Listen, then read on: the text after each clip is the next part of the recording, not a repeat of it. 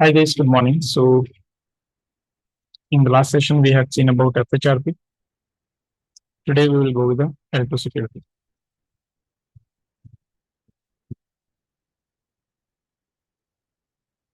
Okay, and according to L2 security, we will see about three different concepts. Okay. Number one, we will see port security. Number two, we will see is DHCP snooping. Number three, we will see about dynamic ARP inspection. Okay. Now, let's consider a scenario.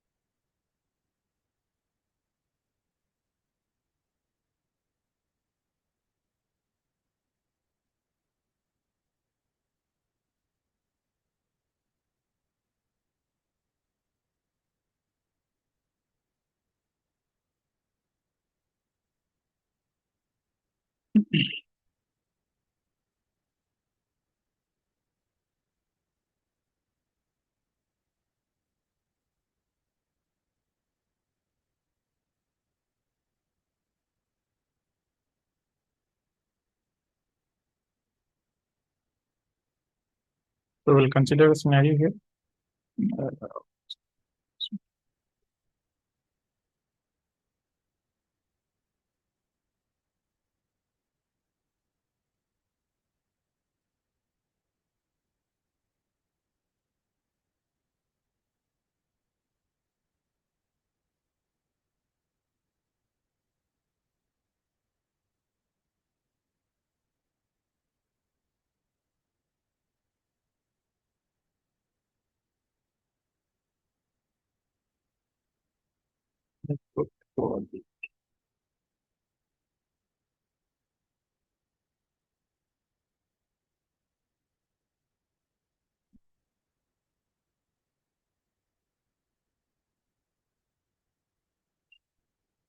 Okay, so port security we are going to see.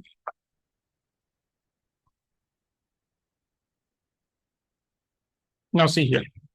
What is port security? Port security is a way to secure the switch ports from unauthorized access. That means we don't want anybody to have unauthorized access to our network. Okay. So now if we consider a scenario here, let's say I have a switch here. This is my organization switch.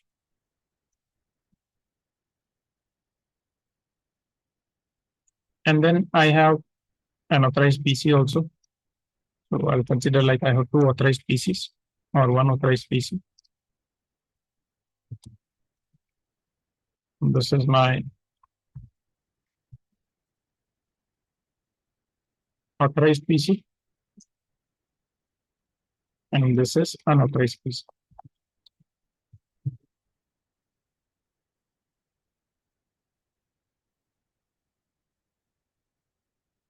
Okay, then I'm using a server also.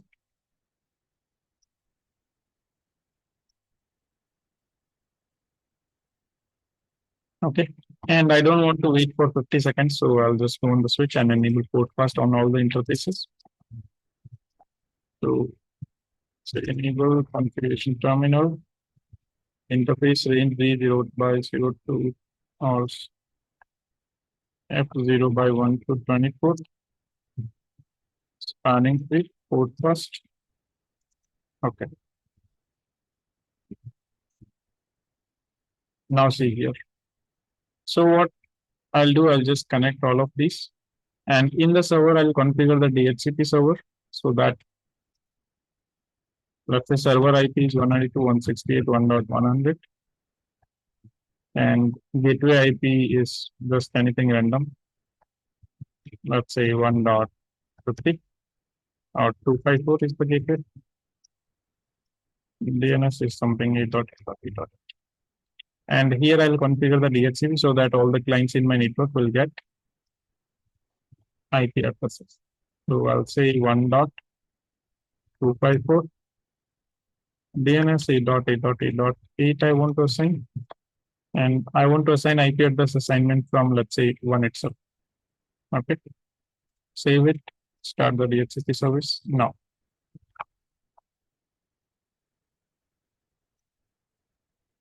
The server is connected on the, let's say, for some other port number. Let's say port number something like, let's say port number 1 only. Then this authorized PC is connected on port number 2. Okay. Now, let's say there is an unauthorized PC. So this guy can also connect a cable to his personal system. This guy will also connect a cable. So if he will connect a cable, what will happen? This guy can take an IP address. This is unauthorized PC, and this guy can take a IP address from the server, and this guy can start communication. If you see, this guy can start communicating with my server. This guy is having the communication. And same thing with my authorized PC. So my authorized PC is supposed to communicate.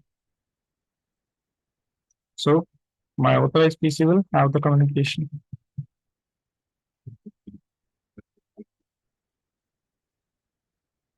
This guy is having communication. So this is fine, but why the authorized PC is having communication? Why somebody is able to connect to my switch? So I need to secure my switch ports. So, and to secure it, what can I do? I can use the port security. Now in the port security, the first thing I can do is what? I can shut down the unused ports. I can go and shut down the unused ports. And how do I shut down the unused ports? I can say interface range and range of interfaces. Then I can use the shutdown command. So what will happen? All my unused ports, they will be in the down state. Now, if I go with this scenario, so what can I do? Let's say this is not my authorized port, right? Right now, this is the case. So what can I do on my switch? I can go and I can see that, okay, port number 1 is in use, port number 2 is in use. Then port number 3 to 24. So I can say interface range F0 by 3 to 24. These are ports. Okay, sorry. Configuration from here. Interface range F0 by 3 to 24. And I'll shut down all these ports. Now all my unused ports are down. Now if somebody will try to connect, let's say this unauthorized PC will try to connect, so this port will never come up. And since this port will never come up, this guy will not have any communication. This thing is clear? Yes or no? The first scenario is clear.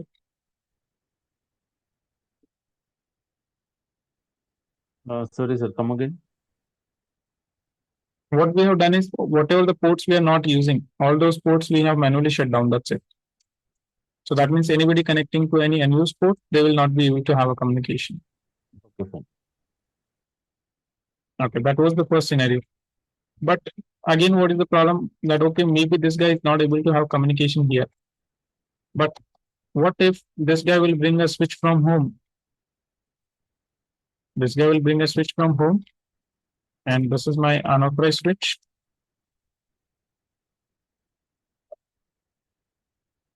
So this guy can connect a switch, and then whatever the cable is coming to authorized PC, that cable this guy can connect here, and then this guy can connect the authorized PC also and his personal system also.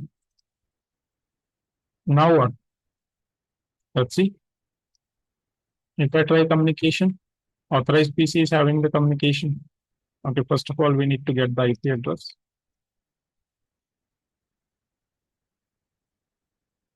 Okay, so you can see authorized PC will have the IP communication.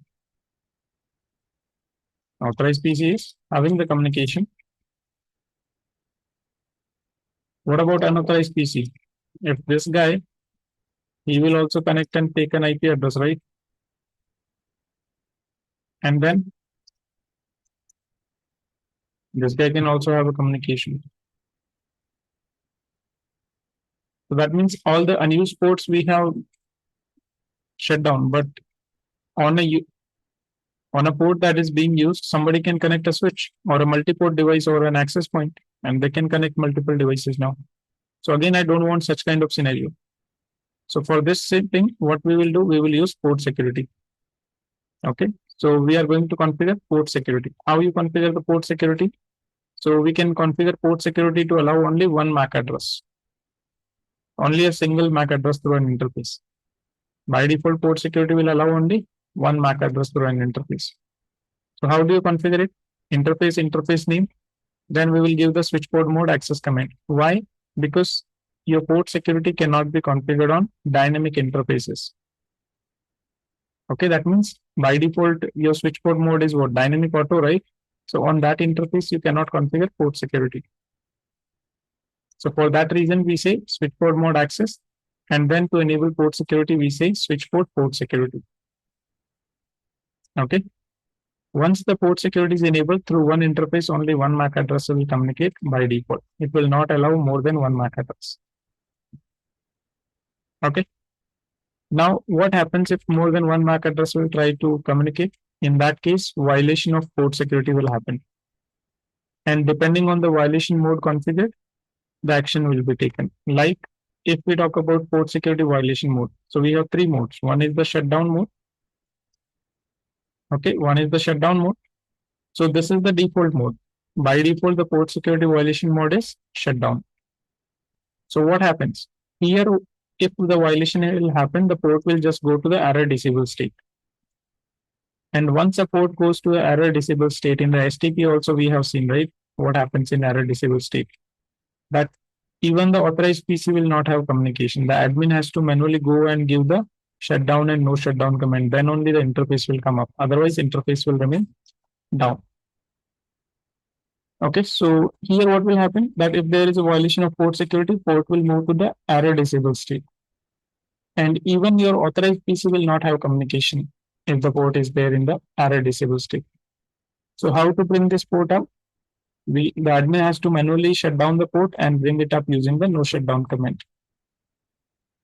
That means admin has to go and shut down and no shutdown the interface. And then after, what will happen here? Here also log will be generated. Logs will be generated in this case. So this is the first violation mode. Then second violation mode, we have restrict. So what happens in the restrict mode? Only difference is what? Here the port is going down, right? Port is going to the error disable state. In this case, the port will not go to the error disable state. Okay. But unauthorized PC will not have the communication. Only authorized PC will have the communication. That is the condition. And here also logs will be generated. Then we have third mode, that is the protect mode. So only difference between restrict and protect is what? That here logs are getting generated, here logs will not be generated. So if you are not, like if you don't want logs, you don't want your router to generate or switch to generate logs because that will consume CPU and memory. So if you want to save that, then you can go with the protect mode. By default mode is shutdown, where the port will go to the error disable state. If you don't want that, okay, I should manually go and shut down and no shutdown interface every time, then you can use the restrict mode. But if you want that, okay, logs also should not be generated, in that case, you can go with the protect mode. So these three modes are clear. Shutdown, restrict, and protect.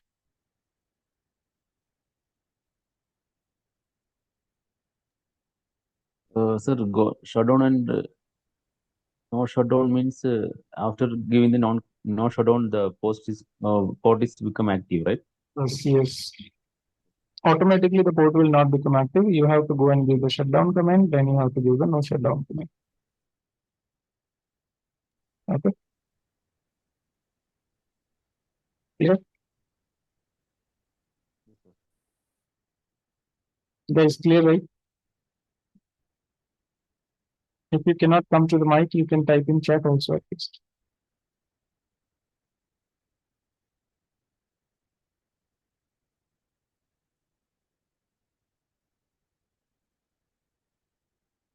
Okay. Then let's go and enable the port security. So right now here we saw that what is going on.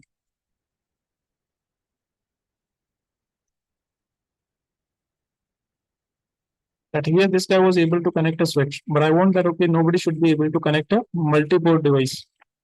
So what I'll do, I'll just go and enable port security on the F0 by 2 interface. Okay, on this F0 by 2 interface, I'll go and enable port security. So let's go here, interface F0 by 2. And first of all, if I check the status of port security on this interface, so I can say do show port security status F0 by 2.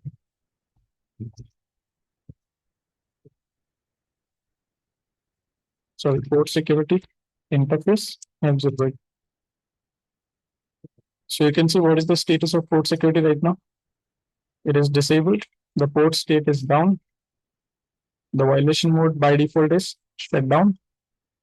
That means if there is a violation, port will go to the error disabled state. Maximum MAC address allowed through this interface 1 if the port security is enabled, but right now it's not enabled.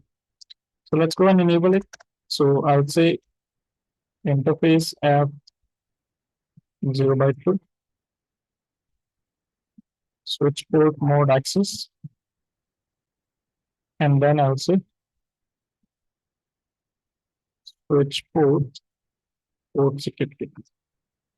Once port security is enabled, now check do show port security interface F0 by 2. Now my port security is enabled. Okay, and total MAC address is communicating through this interface. This is the one MAC address, and this is the VLAN ID. Maximum MAC address allowed is 1. Now see, if I will go and try to communicate from the authorized PC, let's see what happens. You will see the port will go down. As soon as the communication was tried, the port changed state to down. Why? Because port security is violated. So if I go and check now, so you can see port security is enabled. The interface or port status is what? Secure shutdown. And how many times the violation has occurred? 1 time. Okay, earlier you see my port was secure and up. Now if I go to this interface F0 by 2, if I say no shutdown to bring the port up, the port will not come up. It will say my change state to down. Okay. So shutdown.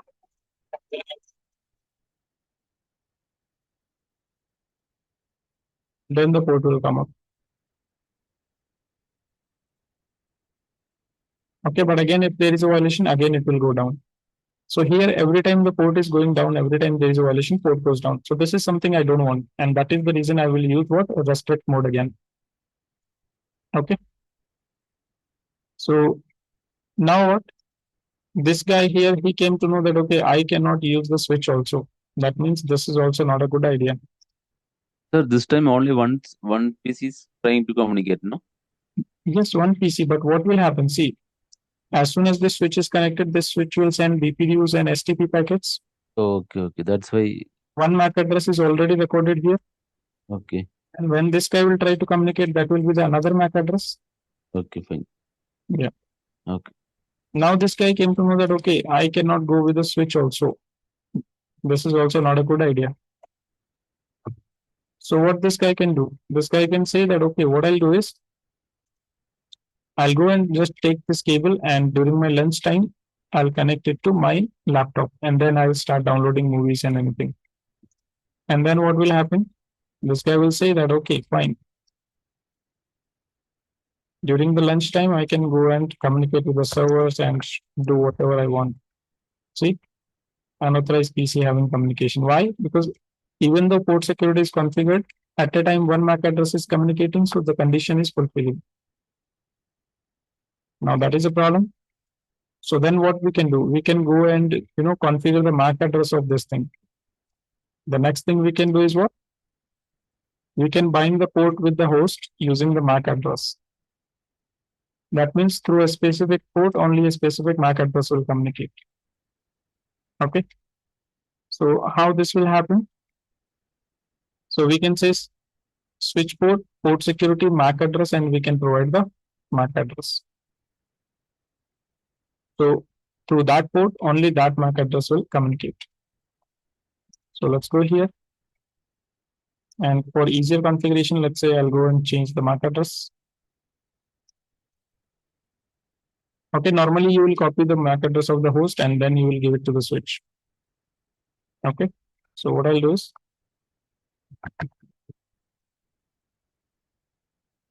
let's say this is authorized PC, so let's call it 4 times 8.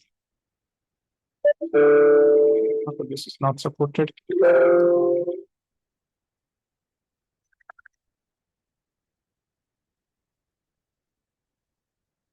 Okay, so I have given the MAC address. Now, the same MAC address I'll configure in the switch. So interface F0/2. First of all, switch port mode access. Then to enable port security, I'll say switch port security. Then I'll say switch port security, MAC address, and then I'll give the MAC address. So it says total secure MAC addresses on the interface has reached maximum limit. So let's disable port security. No switch port security. Again, switch port security. And then MAC address will be.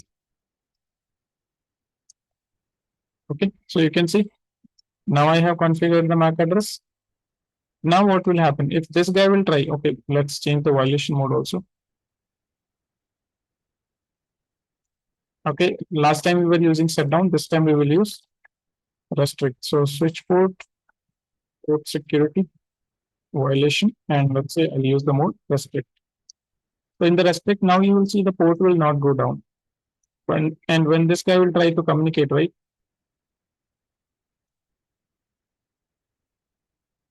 Like if this guy tries to communicate, so this is unauthorized PC. My port security will bring down. I mean, my port security will not allow this guy to communicate. See? This guy is not having the communication and also my port is not going down. This is what happens in the restrict mode. This is clear. Now what if authorized PC is trying to communicate? Check the IP. IP is there. Try the communication. And you can see authorized PC is having the communication. This is clear. Yes or no? Okay. Sir, suppose we need to change the authorized PC to from one PC to another. We need to put no instead of that command, and Yes, we need to add one more correct. new command for the new MAC address, right? Exactly correct. Okay, you'll have to configure the new MAC address to the port. This Okay, is thank you. then next thing is what if there are like I have only one, but in the organization I can have hundreds of authorized PCs. Let's say 1, 2, 3, something like this. I can have multiple authorized PCs. Right? In an organization there can be multiple. So let's say they will connect to port number 3 and 4. So I'll bring those ports up.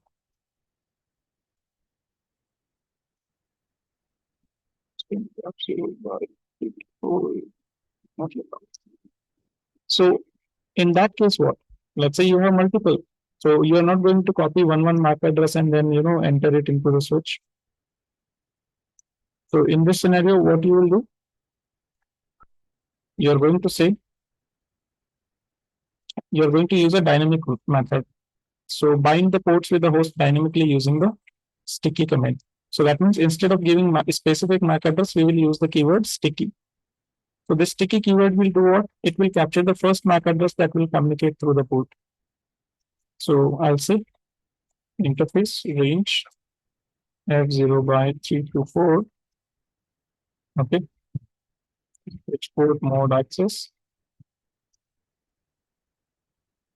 switch port security, to enable the port security, switch port security MAC address, and here I'll use the keyword sticky. So this will automatically capture the first MAC address that will communicate through the port. So if I show you, if I say do show run, so you can see as of now in my running configuration, I don't have any MAC addresses on the F0/3 and F0/4. But as soon as I'll connect these PCs, okay, and they will have a communication. Let's say they will take the IP address from DHCP.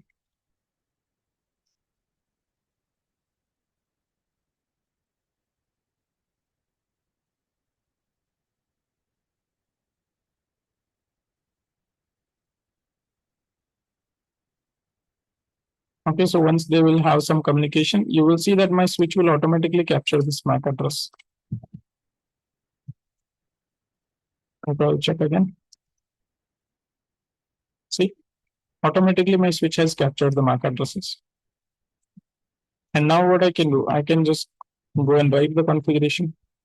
Before that, let me also change the violation mode, switch port security, violation, and this time let's say protect I'm using. And I can write this configuration. This configuration is temporary, but once I write this configuration, this will become permanent. Okay, now what? See here, my authorized PCs will have the communication. If I think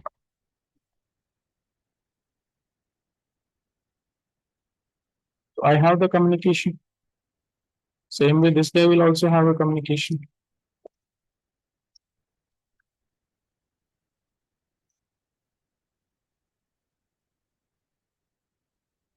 So here also I have the communication. But at the same time, if this guy will try, so this guy will not even get an IP address from my DHCP server. You'll see. This guy is not going to even get an IP address from my DHCP. See, if I go static and DHCP, so this guy will not even get an IP address. Why? Because this is unauthorized PC. See, clear? The port security.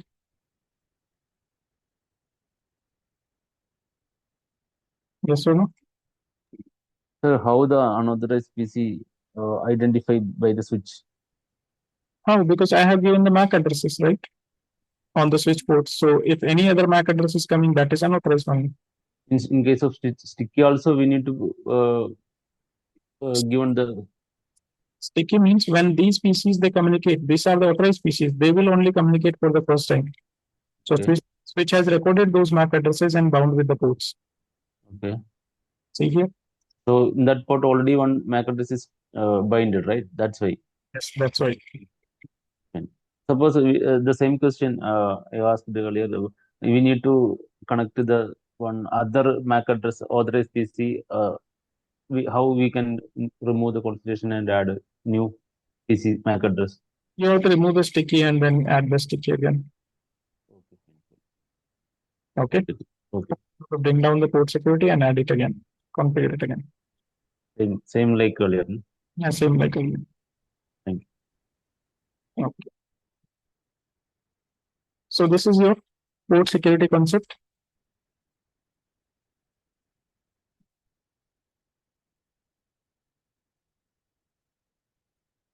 Another concept we have is about DHCP snooping. Okay. Before DHCP snooping, understand about DHCP relay agent. So what is a relay agent? Whenever your DHCP server and your clients, they are not present in the same subnet. DHCP server and clients are not present on the same network. In that case, you use a DHCP relay agent. Your router acts as a DHCP relay agent to facilitate the exchange of DHCP messages between the server and the client. Okay. So it is used when the DHCP server is not available in the same network or it is available in a different network. So on your router, you are going to configure the DHCP relay agent, and DHCP relay agent is always configured on the client side interface. Okay. So you will say interface, and client side interface name, then you will say IP helper address, and then you'll give the DHCP server IP. Okay. So let's go and do the practical.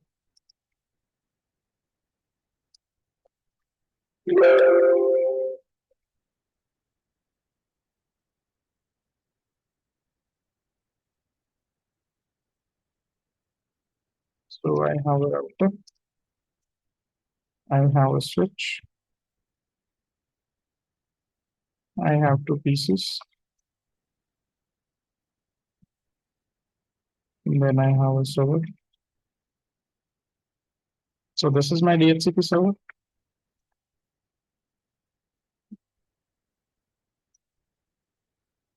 And this is my relay agent, you can see.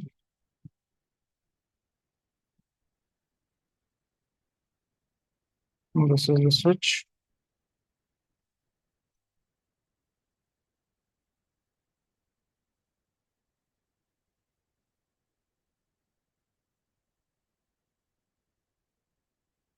Zero by zero, 0 by 1.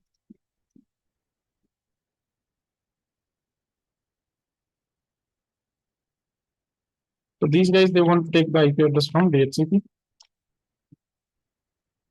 So here I'm using the network 12.0/24. So this side I have an IP address, let's say 12.50.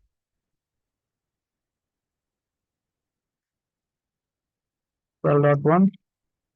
This side IP address is 10.1.1.1, and the IP I want to assign is from the network 10.1.1.0/24. Okay. So on this router, I'll configure the IP addresses.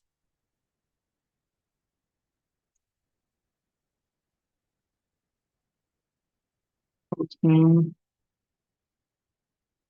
Relay agent interface gig 0/0 IP address.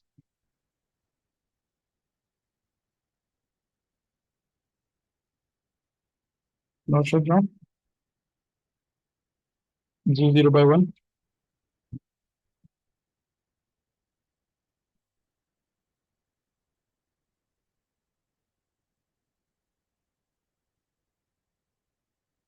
No shutdown. Okay, this is done. Then what? Go to the DHCP server and assign the IP address.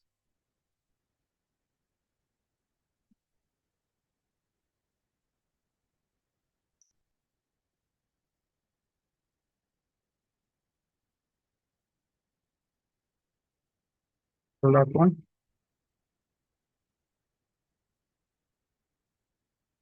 This is done. Now see here. Here we have configured the IP addresses. So if this guy will, okay, let's configure the DHCP also here. So DHCP I want to configure gateway will be 10.1.1.1 for the clients. Let's say DNS is 8.8.8.8. 10.1.1. Let's say IP address assignment will start from 10.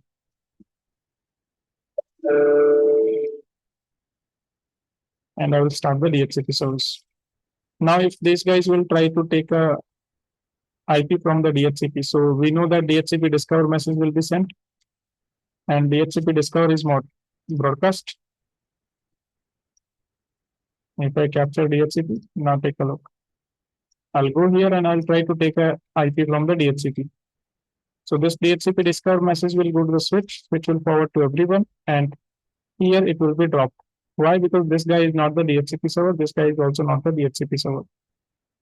So these packets will never reach the DHCP server, so they'll never be able to get an IP address from the DHCP server. Okay. So what to do now?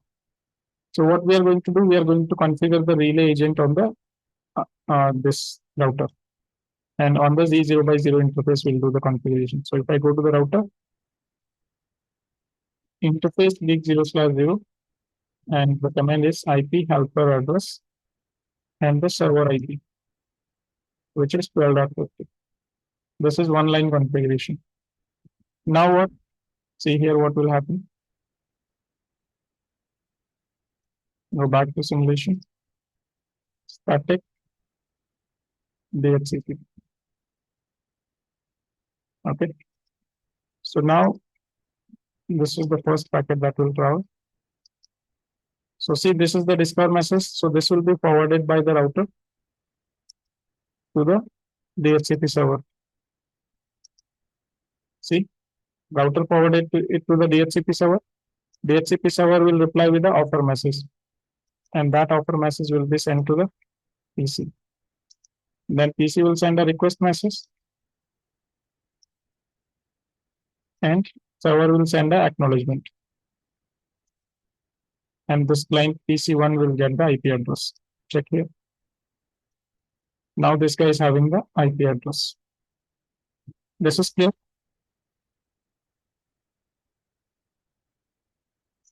Yes or no? Yes, sir.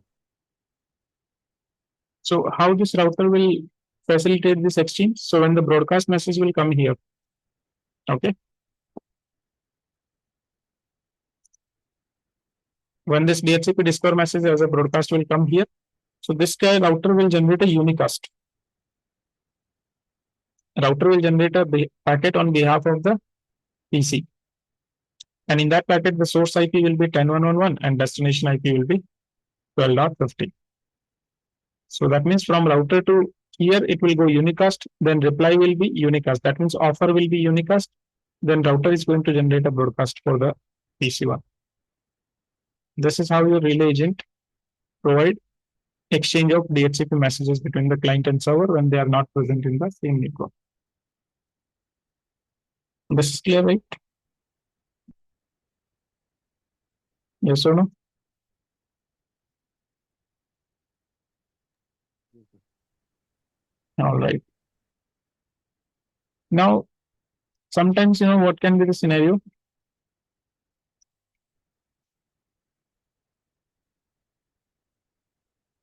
That maybe one of the employee who is frustrated within the organization only, he can also configure a DHCP server in the network.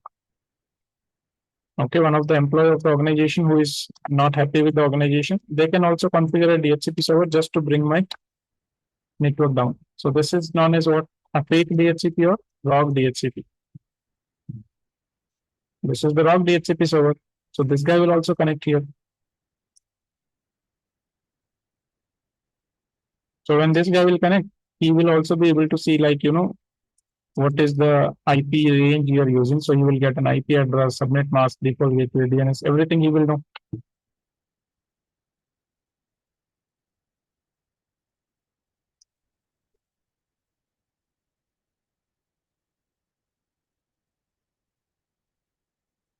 Because of STP process, we are not getting. Once the port will be up, then we will have the IP address. Okay. So we get to know that, okay, what is the IP address, subnet mask, everything. So this guy can also configure, but what this guy can do, maybe he will configure either the gateway wrong or the DNS wrong. Such kind of things he will make it wrong. So that your actual PCs, they will not be able to get IP address from the actual server. So they will not have access to the server or the internet. Okay.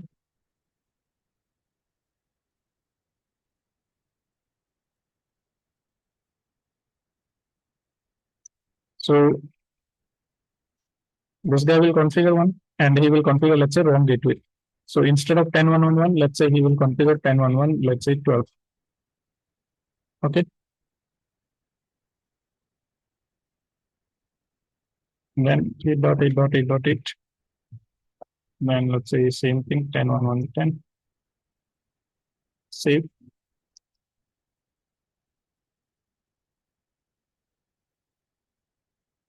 And turn on the service.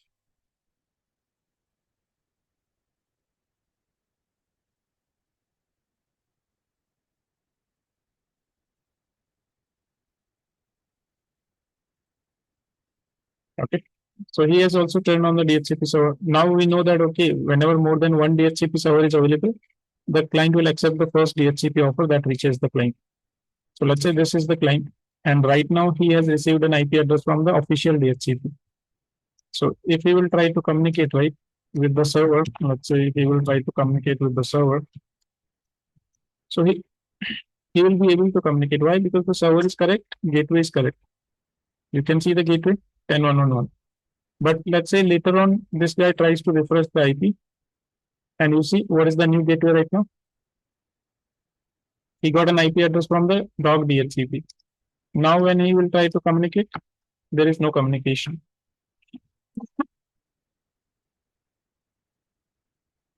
Because the gateway is not correct.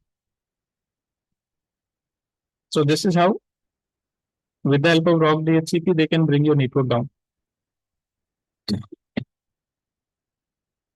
Clear?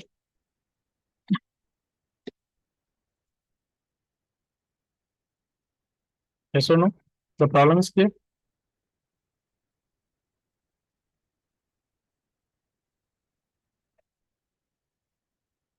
Now, what is the solution to this problem? The solution to this problem is your DHCP snooping. So DHCP snooping is used to avoid rogue DHCP server attacks in the networks. Okay. So that means what we will do, we will configure DHCP snooping in our switch. As soon as we will configure DHCP snooping in our switch, all the switch ports, okay, all these ports, they will become untrusted. That means switch will not allow any DHCP message through these ports or any DHCP offer through these ports. Then after whatever the port, from whatever the port my legitimate DHCP offer is coming, that port I will make it as a trusted. So this port I will make it as a trusted, and remaining all ports will remain untrusted. So whatever the offer will be given by these servers, right, that will be dropped by my switch. Okay. To configure DHCP snooping, we just go and say IP DHCP snooping. Then we say IP DHCP snooping VLAN and VLAN ID. Then we just go to the trusted interface name, and we say IP DHCP snooping trust. Okay. So let's go and see this thing.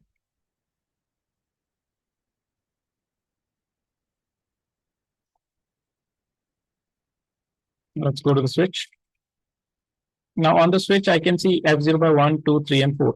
So only trusted port will be what? My F0 by 1. So let's go and configure it.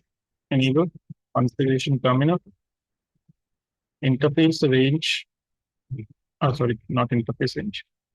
I'll say IP DHCP snooping. Then right now I'm using default VLAN 1. So I'll say IP DHCP snooping VLAN 1. Now what? All the ports are untrusted. That means my PC will not get an IP address from any of the DHCP server. Not legitimate, not like not the authorized DHCP server, not unauthorized DHCP. From anywhere, we will not get the IP address. See here, DHCP will fail. Rogue means you can say that is not authorized. Okay.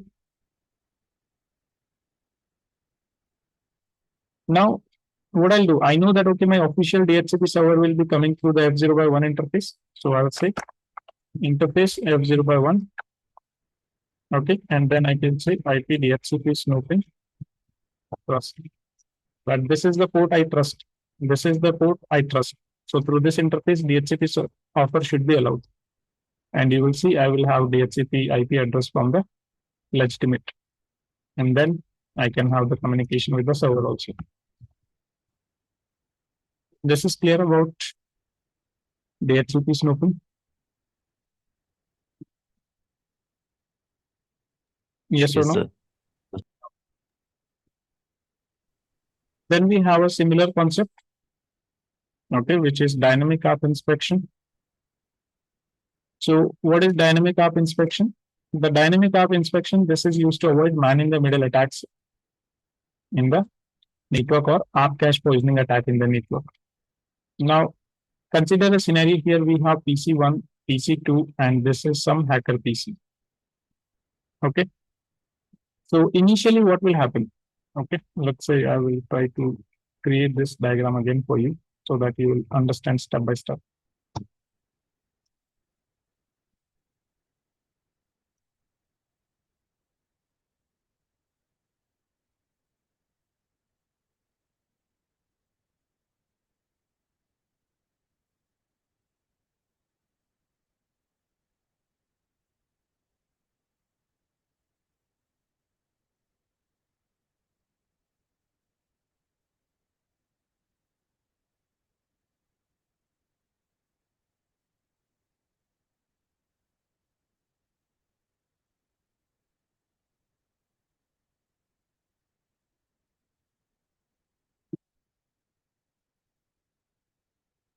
consider this is the scenario. We have switch, we have PC1 and we have PC2.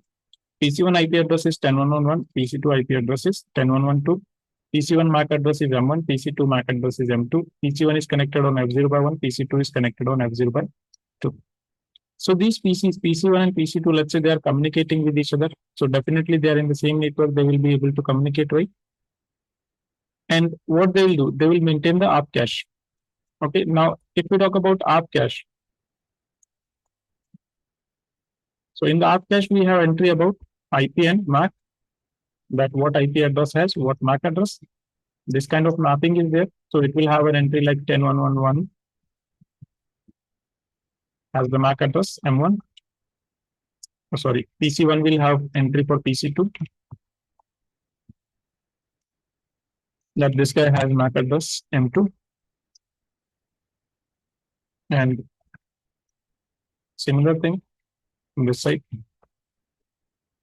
This guy will have an entry that 10.1.1.1 is having MAC address M1. Okay, so whenever they will communicate using these MAC addresses.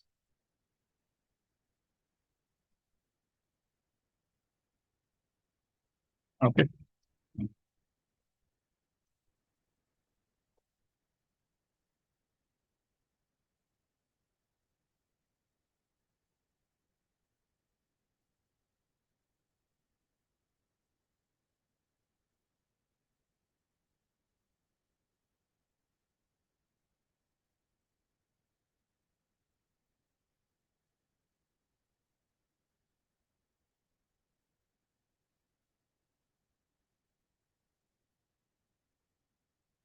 So this is how they will maintain the ARP cache. The switch, so switch is also going to maintain the CAM table. Okay. If we talk about switch CAM table, or you can say MAC address table. So switch will maintain that, okay, on what port, what MAC address is available. So by default, switch will have the information that, okay, on F0 by 1, M1 is available, on F0 by 2, M2 is available. This kind of information will be there in the switch CAM table.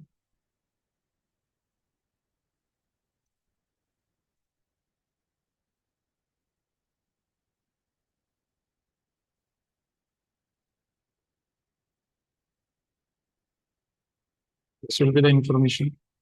So that means whenever this PC1 will send any packet, so in the packet, PC1 will have the information like, source IP, destination IP, source port, source MAC and destination MAC. This is the information. So whenever PC1 wants to have communication with PC2, it will say source IP is 10.1.1.1. Destination IP is 10.1.1.2. Source MAC address, PC1 knows its own MAC address M1. And for destination MAC address, PC1 will check the ARP cache, that what is the MAC address for 10.1.1.2? It is M2. Then this packet will be forwarded to switch. Switch will check what is the destination MAC, M2. So M2 is available on which port? F0 by 2. So forward it here. And same thing will happen with the reply also. This thing is clear? Yes or no?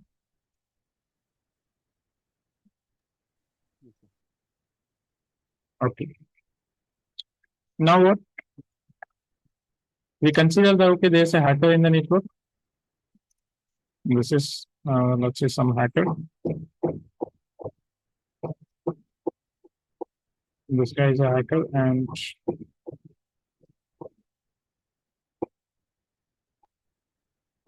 it's connected to the F0 by 3 interface.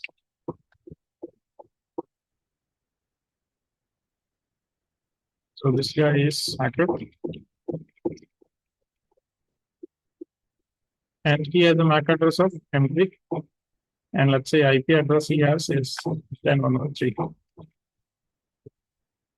So what the switch will do? Switch will also make an entry of this guy that, okay, on F0 by 3 interface, M3 is connected. Now what this hacker will do? This hacker will send, fake ARP messages. And in the ARP messages, this guy will say that my IP address is, let's say, 10.1.1.1. This will be sent by the hacker, okay? And my MAC address is M3. Okay, this kind of information this hacker will send to the PC2. So what the PC2 will do? PC2 will see that okay, now 10111 is not available at M1. This guy is now available at M3.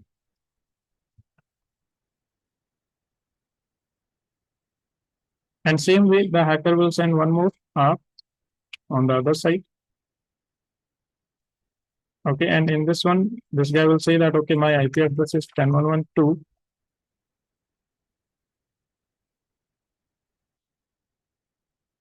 My MAC address is M3. So when this guy will receive it, this guy will say, okay, 10112 is not available at M2 right now. This guy is available at M3. So they will update the ARP cache. Now what will happen? Whenever the PC1 wants to communicate with PC2, PC1 will generate a packet. So it will say source IP, destination IP. Okay, source MAC, destination MAC. So source IP will be 10111. Destination IP will be 10112. Source MAC address, PC1 knows it's on MAC address. Destination MAC address, it will check in the ARP cache. What is the MAC address for 10112? M3. Now this packet, this will send it to a switch. Switch will check what is the destination MAC, M3. M3 is available on which port? F0 by 3. So just a moment. Source IP, destination IP, source MAC, destination MAC. Source IP will be 10111. Destination IP will be 10112. Source MAC address, PC1 knows its own MAC address, destination MAC address checked in the ARP cache. Okay. So we'll go to the switch. Switch will check what is the destination is M3. So where M3 is available? F0 by 3. So switch will forward this packet to the hacker. Now this hacker, if he wants, he can keep this packet or he can modify this packet. So what the hacker will do? Hacker will say that okay, source MAC address M3, destination MAC address M2.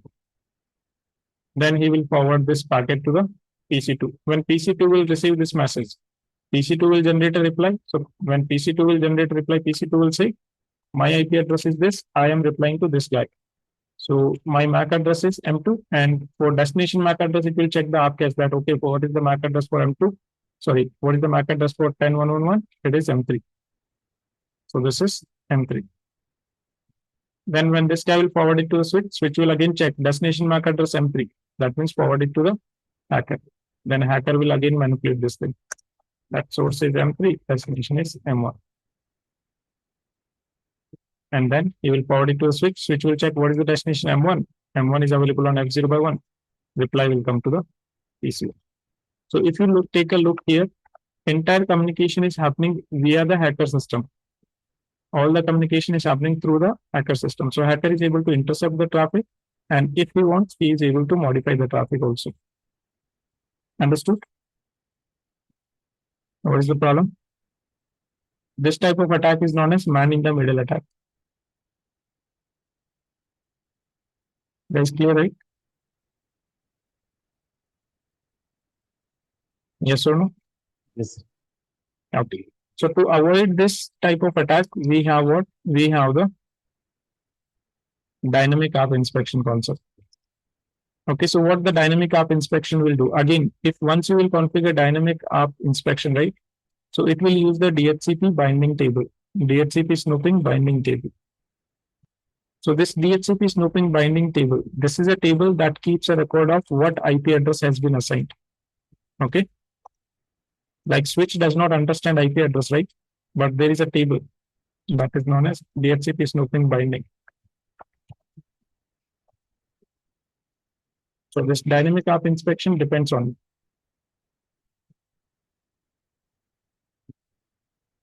DHCP snooping binding table. So in this table, we have the information that, okay, what IP address has been assigned to what MAC address. Okay. So when PC1 will receive an IP address, in the DHCP snooping binding table, there will be an entry that, okay, 10111 has the MAC address M1. 10112 has the MAC address M2. And 10113 has the MAC address M3. Now, when this guy will send this kind of ARP messages, okay, and as soon as you configure dynamic ARP inspection, all the ports will become untrusted. That means the switch will start inspecting ARP messages through all the interfaces. So when switch will see this kind of thing that, okay, 10111 is having the MAC address M3, this kind of ARP message is coming. So switch will do what? Switch will match with this table that, okay, is 1011 supposed to have the MAC address M3? No, 1011 is supposed to have M1. So this is not matching with this table. So switch will do what? Switch will drop this. This will not be allowed. Same way when this ARP message will go, so it will match with the table that 10112. What is the MAC address? It should be M2. Why it is M3? That means not allowed. So when this ARP will not be allowed, these MAC addresses will not change in the ARP cache, and there will be no man in the middle attack. Is that clear? Yes or no?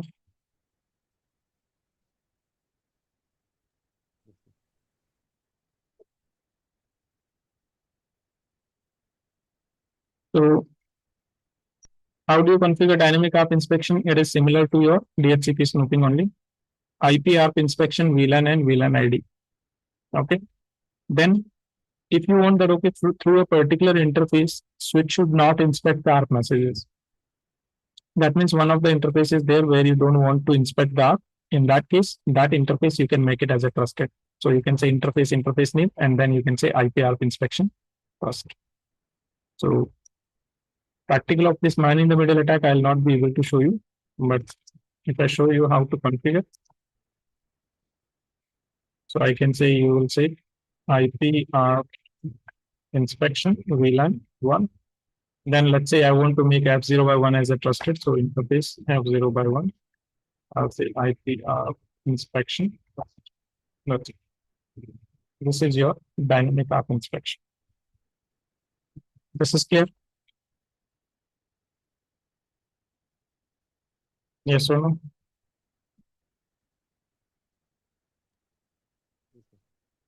So guys, this is your L2 security. So with this, we have completed all the required topics of switching. Okay. Now, two optional topics are there, which is about span and private VLAN. Okay, for both of these topics, I'll upload a video in the drive, because again, every day if we use the routing session, that will not be equipped. Okay. How to see the binding table? So if you want to take a look at the binding table, the command is show IP DHCP snooping binding. This is the command. Show IP DHCP snooping binding.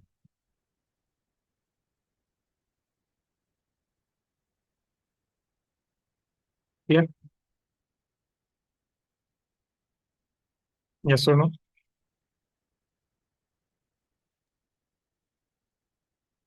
So the same span and the private VLAN, same drive we can access, right? Yeah, same drive you will be able to access. I'll add a video with the next day, like let's say whatever is the date, 13 or 14 today.